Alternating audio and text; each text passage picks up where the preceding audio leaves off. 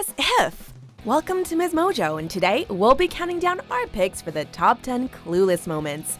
Before we begin, we publish new content every day, so be sure to subscribe to our channel and ring the bell to get notified about our latest videos. For this list, we'll be focusing only on the 1995 movie, not the spin-off TV show or the musical. Sherry, can you do this? Rolling with the homies. Rolling with the homies. Yeah, let's do it. You ready? Number 10. Cher's virtual closet. Cher might seem like your typical ditzy blonde airhead, but even in the opening scene of the movie, it quickly becomes clear that she's not completely clueless. Every morning, Cher searches through her virtual closet that dresses her and keeps her from clashing. These days, thanks to apps and smartphones, a virtual closet might not seem so impressive, but in the 90s, Cher was way ahead of her time. The irony in this scene is palpable when she claims in her voiceover that she has a completely normal life, all the while using cutting-edge tech to help her express her fashion genius. Seriously? I actually have a way normal life for a teenage girl. I mean, I get up, I brush my teeth, and I pick out my school clothes. Number 9. PE.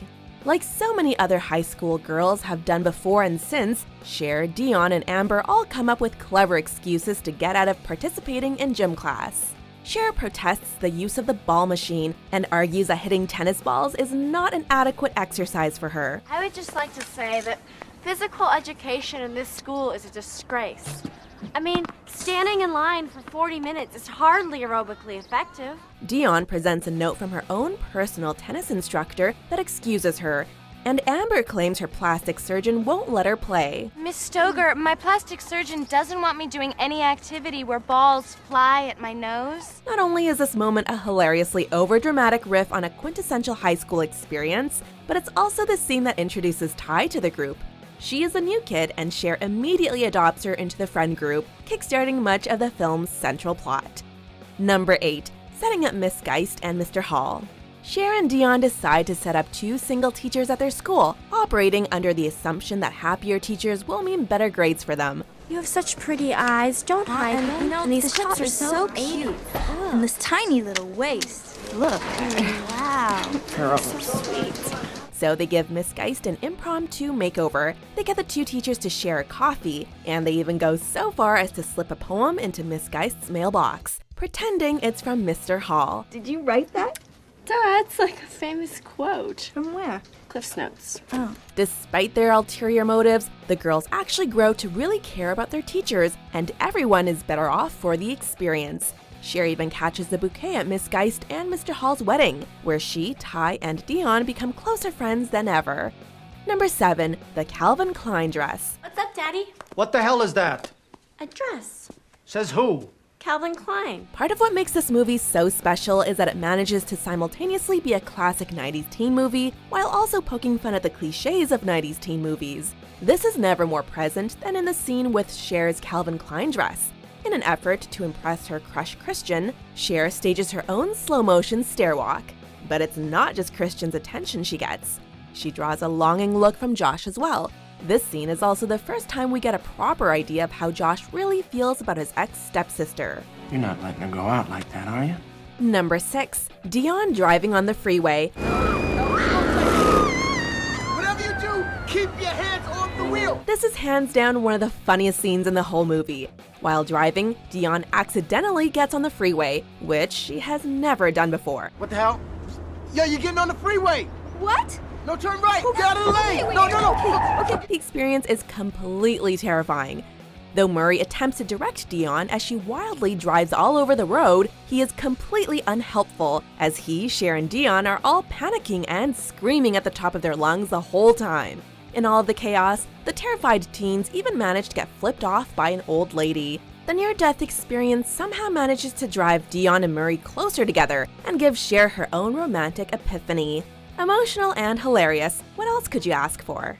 Boy, getting off the freeway makes you realize how important love is. After that, Dionne's virginity went from technical to non-existent. And I realized how much I wanted a boyfriend of my own. Number 5. You're a virgin who can't drive. Oh, that was way harsh, Ty. After Cher and Dionne give Ty a makeover, the new girl is feeling pretty into herself. We'll come back to that later.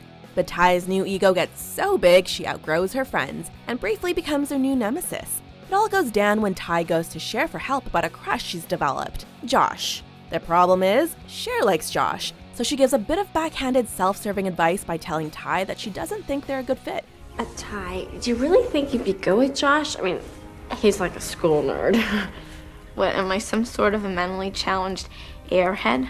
Ty responds with the most epic of burns, one that people are still quoting decades later. I was like, why am I even listening to you to begin with? You're a virgin who can't drive. Number 4. Cher realizes she likes Josh.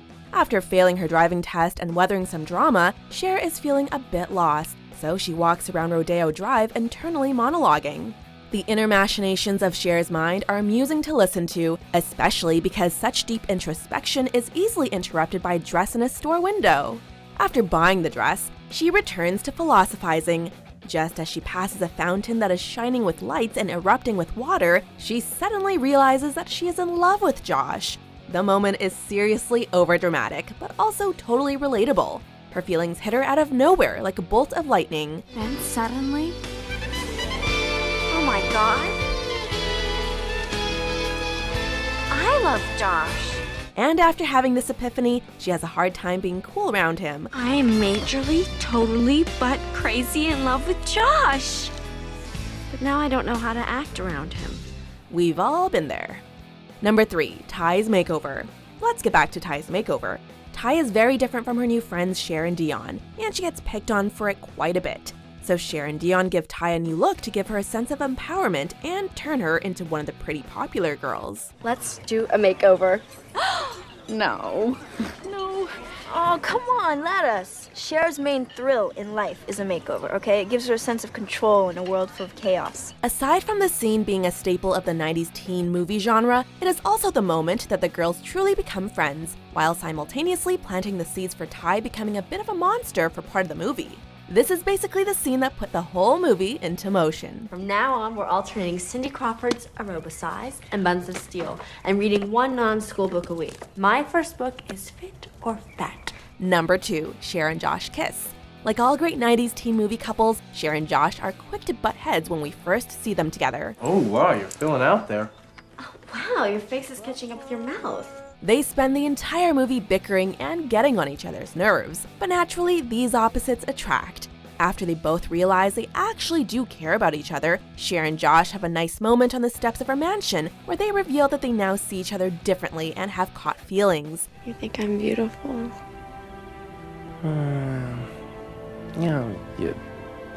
You know you're gorgeous, all right? Watching them stumble and stutter over said feelings is totally adorable. Finally, the moment we've all been waiting for arrives. Cher and Josh kiss, while we swoon. Are you saying you care about me? Josh. Before we unveil our top pick, here are a few honorable mentions. Do you think she's pretty? Yeah, she's a full-on Monet. What's a Monet? It's like the painting, see? From far away, it's okay, but up close, it's a big old mess. Let's ask a guy. Christian, what do you think of Amber? Hagsville. Down on the ground. Face down. Come on. Oh, no. You don't understand. This isn't a liar. And a whata? It's like a totally important designer. And I will totally shoot you in the head. Oh, watch this part. This is good. Here, Crassus. Congratulate me. Are you okay? I'm fine. You know, in some parts of the universe, maybe not in contempo casual, but in some parts, it's considered cool to know what's going on in the world. Thank you, Josh. I so need lessons from you on how to be cool. Tell me that part about Kenny G again. It's just like Hamlet said, to thine own self be true. No, Hamlet didn't say that. I think that I remember Hamlet accurately. Well, I remember Mel Gibson accurately, and he didn't say that. That Polonius guy did. Number 1, Cher in debate class. Though the kiss is awesome, this scene perfectly encapsulates Cher's character, the overall tone of the movie, and all the classic, quotable 90s goodness that makes us love this film. In a class debate about refugees, Cher compares the Haitian, or as she says it, Haitian, refugees to her dad's birthday party that people came to without RSVPing. But it's like when I had this garden party for my father's birthday, right? I said RSVP because it was a sit-down dinner. But people came that, like, did not RSVP. So I was, like, totally bugging. As Cher puts it, the Haitians need to come to America to seek refuge. The government could just get to the kitchen, rearrange some things. We could certainly party with the Haitians. She reminds us all that there is no RSVP on the Statue of Liberty and that the Haitians should be welcomed. And in conclusion, may I please remind you that it does not say RSVP on the Statue of Liberty. Cher is completely oblivious to her own absurdity, but she also kind of makes sense. Amber responds in the only appropriate way, the universal 90s sign for whatever. Amazing. Do you agree with our picks? Let us know in the comments. And hey, if you're a fan of the song playing right now, be sure to check out the music video for it right here.